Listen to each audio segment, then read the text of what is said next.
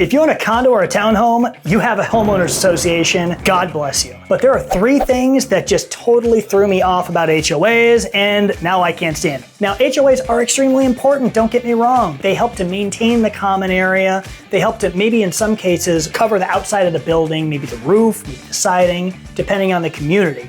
But oh my gosh, there's so much bureaucratic stuff with it that it drives me flipping nuts. All right, the first thing that ruined HOAs for me was the dues. All right, now here in Greenville, the average HOA dues are about $100, $86, $100, depending on what the HOA is doing and managing. If they're covering the roof and the outside of the building, they may be higher. If they're just cutting the grass, might be lower. I've seen them around 25 bucks. It just depends. The thing that ruined it for me was the fact that a lot of the times these funds are mismanaged. It gets to the point where there's so much that these people want to do, the people who live in the area, they vote for doing more and more and more, and those dues just keep creeping up, and it drives me nuts. Because as an investor, that means I lose money because I get less cash flow. Here we go!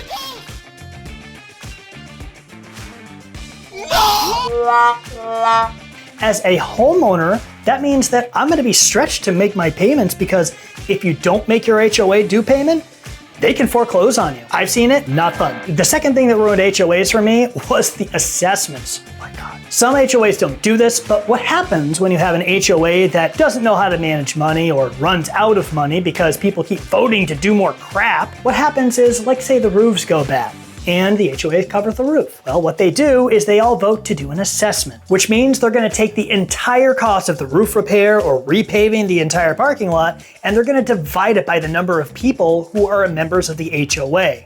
So if it wasn't bad enough that your dues were increasing, now, because the HOA was crappy with money, you end up having to shell out $500 to another maybe $10,000, depending on what needs to be done. Not fun. The other thing that just drove me nuts about HOAs was the fact that I had no patience for it. I totally get it. We all need to get together in our meetings and vote for things that we think are important and address concerns. You know, I was on the board for my HOA for a little bit. I guess it's because I'm a business-minded person.